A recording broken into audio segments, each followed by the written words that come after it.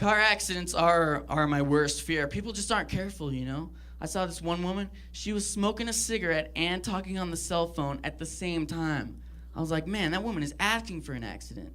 And as luck would have it, she did have an accident because I rear-ended her.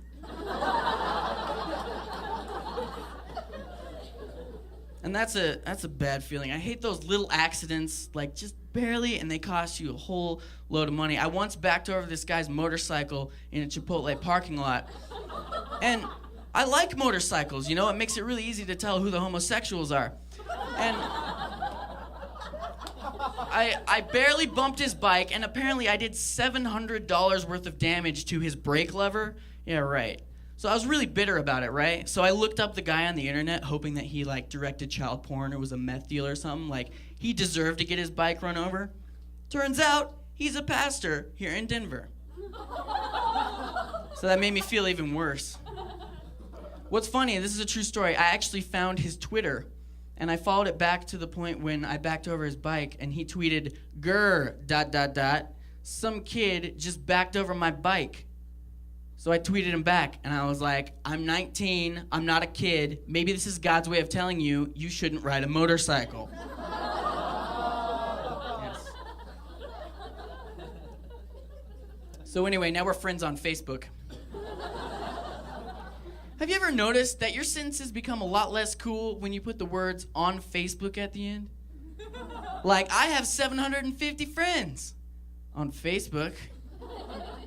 I'm starting a group to raise awareness for breast cancer. On Facebook. Hey everybody, I'm starting a farm. You know what I mean? With that being said, check out Revolver Comedy on Facebook. We also have a YouTube page with some funny videos. Check it out. Go on there, like it, become a fan, or whatever Facebook's doing today. Oh man. I think Facebook is stupid. I think we can all agree. But you have to have your Facebook, you know? Like, everyone's addicted to it, but you can't get rid of it at all. You know, when we're old, we're gonna post statuses like, good news, I got my new ointment today. See you later, peculiar rash. But what's really messed up is that like 5 people are gonna like that, and now you know they are. I'm afraid of growing too old to understand technology, you know what I mean? Like, my dad is terrified of fluorescent lights. Like, he doesn't get it at all. My mom has trouble texting. She finds it to be difficult. She doesn't know the lingo either. She thought that LOL meant lots of love. So she sent me a text and she was like, "Joel, I'm so proud of you, LOL." I was like, what? "Joel, your rabbit died, LOL.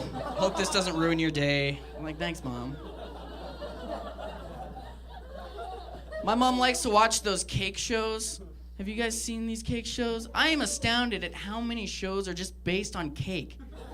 Soon they're gonna come up with a cake channel. But I don't like these cake shows, okay? Because they have these people, you know, spend all this time on this cake, and then they have a panel of judges judging the cake, and they don't even eat it. You know what I mean? I'm like, yeah, that's a nice, colorful, tall cake, but if it tastes like butt poison, maybe it shouldn't win the competition. You know what I mean? They judge it based on how it looks, not based on how it tastes, and that is such a woman thing to do, you know what I mean?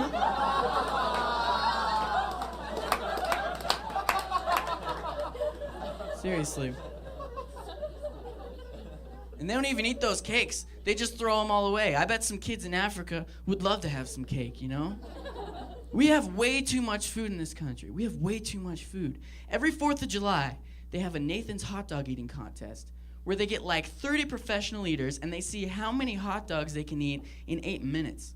And some of these guys can put away like 50 hot dogs at a time. And we wonder why everyone hates us in America.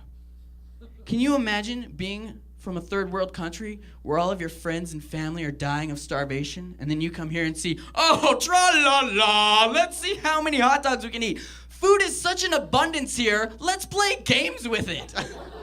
And you know what happens after they eat all those hot dogs? They have to throw it up. That's right, 50 perfectly good hot dogs gone to waste because some overgrown glutton wanted to win some money. It's terrible. We have some messed up stuff here. on our TV even, that shows how selfish we are. There's this commercial by J.G. Wentworth. I don't know if you've seen this commercial. It's basically this. It's just a bunch of people opening up their windows and screaming, "It's my money and I need it now!" Do you guys realize the message that sends to people who have absolutely nothing about how Americans are so materialistic and needy? I wish they would just splice in video of people whose lives are absolutely terrible just so they would take this off the internet or the TV. They're like, "It's my money and I want it now." It was 115 degrees today in Baghdad, and I'm not allowed to show any skin but around my eyes because I'm a woman. That's screwed up. It's my money and I want it now. Won't somebody please fix my bicycle tires so I can ride 13 miles to the sweatshop and make 50 cents a day, please? It's my money and I need it now. Boy, I wish we could stop using this burlap sack to diaper our son.